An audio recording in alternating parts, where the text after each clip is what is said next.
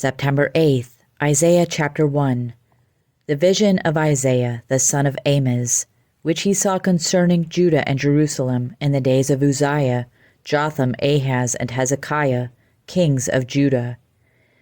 Hear, O heavens, and give ear, O earth, for the Lord hath spoken. I have nourished and brought up children, and they have rebelled against me. The ox knoweth his owner, and the ass his master's crib. But Israel doth not know, my people doth not consider. Ah, sinful nation, a people laden with iniquity, a seed of evildoers, children that are corrupters. For they have forsaken the Lord. They have provoked the Holy One of Israel unto anger. They are gone away backward.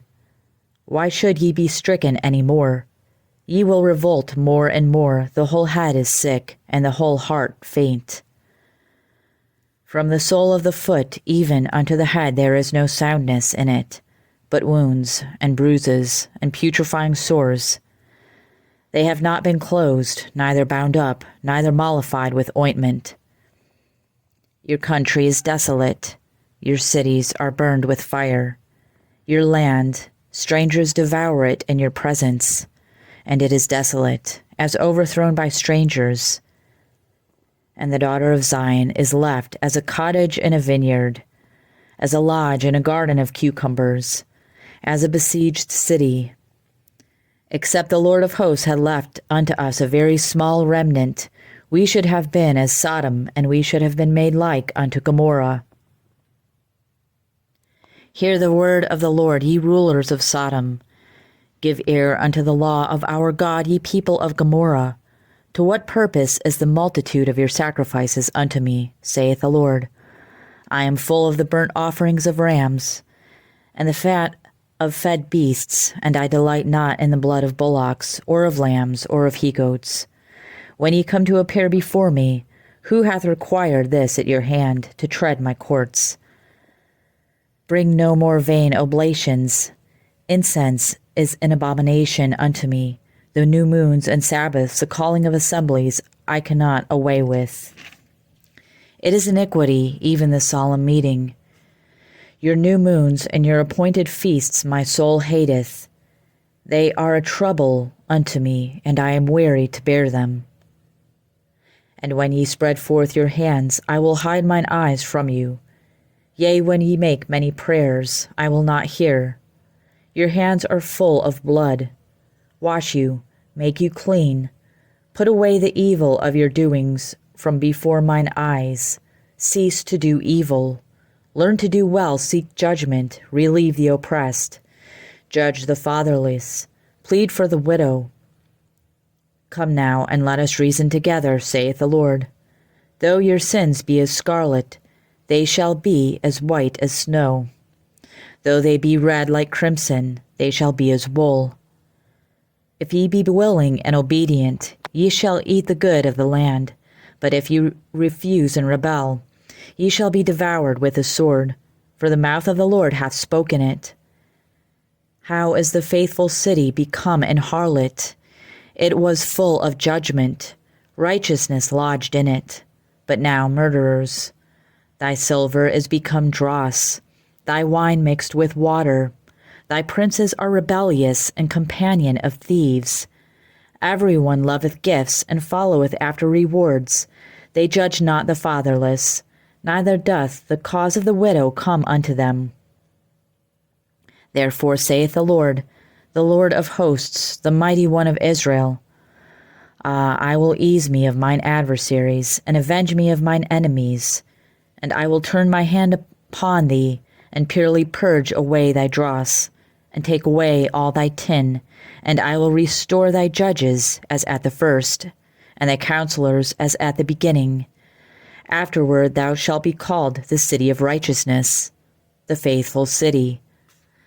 Zion shall be redeemed with judgment, and her converts with righteousness. And the destruction of the transgressors and of the sinners shall be together. And they that forsake the Lord shall be consumed. For they shall be ashamed of the oaks which ye have desired, and ye shall be confounded for the gardens that ye have chosen. For ye shall be as an oak whose leaf fadeth, and as a garden that hath no water. And the strong shall be as tow, and the maker of it as a spark, and they shall both burn together, and none shall quench them. The word that Isaiah the son of Amos saw concerning Judah and Jerusalem. And it shall come to pass in the last days, that the mountain of the Lord's house shall be established in the top of the mountains, and shall be exalted above the hills, and all nations shall flow unto it. And many people shall go and say, Come ye, and let us go up to the mountain of the Lord, to the house of the God of Jacob. And he will teach us of his ways, and we will walk in his paths. For out of Zion shall go forth a law, and the word of the Lord from Jerusalem. And he shall judge among the nations, and shall rebuke many people. And they shall beat their swords into plowshares, and their spears into pruning hooks. Nation shall not lift up sword against nation, neither shall they learn war any more. O house of Jacob, come ye, and let us walk in the light of the Lord. Therefore thou hast forsaken thy people, the house of Jacob, because they be replenished from the east, and are soothsayers like the Philistines. And they please themselves in the children of strangers. Their land is also full of silver and gold, neither is there any end of their treasures. Their land is also full of horses, neither is there any end of their chariots. Their land is full of idols. They worship the works of their own hands, that which their own fingers have made. And the mean man boweth down, and the great man humbleth himself. Therefore forgive them not. Enter into the rock, and hide thee in the dust, for fear of the Lord, and for the glory of his majesty. The lofty looks of man shall be humbled, and the haughtiness of men shall be bowed down, and the Lord alone shall be exalted in that day. For the day of the Lord of hosts shall be upon every one that is proud and lofty, and upon every one that is lifted up, and he shall be brought low. And upon all the cedars of Lebanon that are high and lifted up, and upon all the oaks of Bashan, and upon all the high mountains, and upon all the hills that are lifted up, and upon every high tower, and upon every fenced wall, and upon all the ships of Tarshish, and upon all pleasant pictures. And the loftiness of man shall be bowed down, and the haughtiness of men shall be made low. And the Lord alone shall be exalted in that day. And the idols he shall utterly abolish. And they shall go into the holes of the rocks, and into the caves of the earth, for fear of the Lord, and for the glory of his majesty, when he shall arise to shake terribly the earth. In that day a man shall cast his idols of silver and his idols of gold, which they made each one for himself to worship, to the moles and to the bats, to go into the clefts of the rocks, and into the tops of the ragged rocks, for fear of the Lord, and for glory of his majesty, when he ariseth to shake terribly the earth. Cease ye from man, whose breath is in his nostrils, for wherein is he to be accounted of?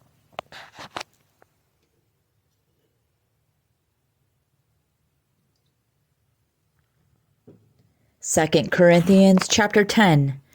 Now I, Paul, myself beseech you by the meekness and gentleness of Christ, who in presence am base among you, and being absent am bold toward you.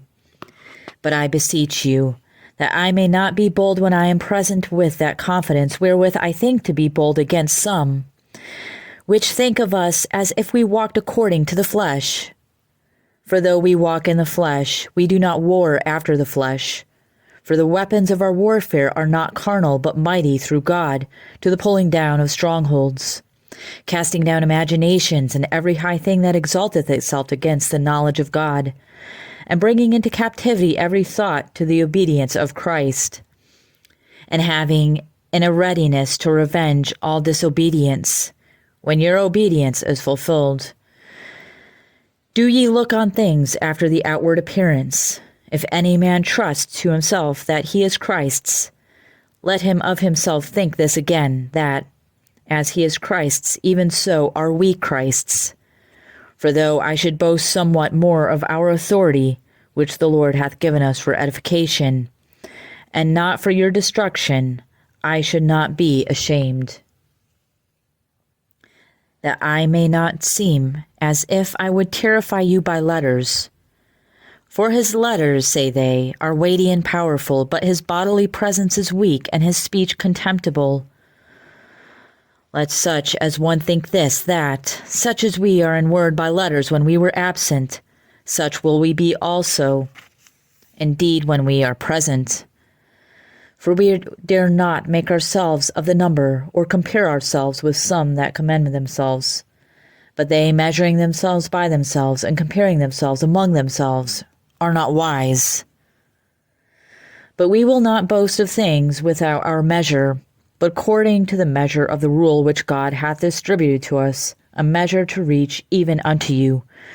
For we stretch not ourselves beyond our measure, as though we reached not unto you.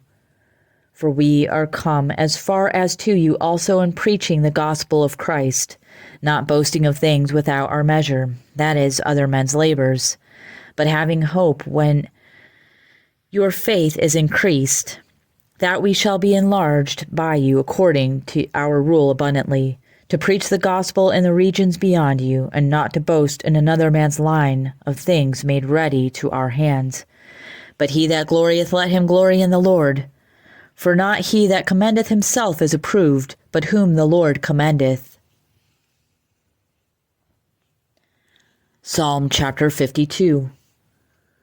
Why boastest thou thyself in mischief, O mighty man? The goodness of God endureth continually. Thy tongue deviseth mischiefs, like a sharp razor, working deceitfully. Thou lovest evil more than good, and lying rather than to speak righteousness, Selah. Thou lovest all devouring words, O thou deceitful tongue. God shall likewise destroy thee forever. He shall take thee away, and pluck thee out of thy dwelling place, and root thee out of the land of the living, Selah. The righteous also shall see and fear, and shall laugh at him. Lo, this is the man that made not God his strength, but trusted in the abundance of his riches, and strengthened himself in his wickedness. But I am like a green olive tree in the house of God. I trust in the mercy of God forever and ever. I will praise thee forever, because thou hast done it. And I will wait on thy name, for it is good before thy saints. Proverbs chapter 22, verses 26 and 27. Be not thou one of them that strike hands, or of them that are sureties for debts. If thou hast nothing to pay, why should he take away thy bed from under thee?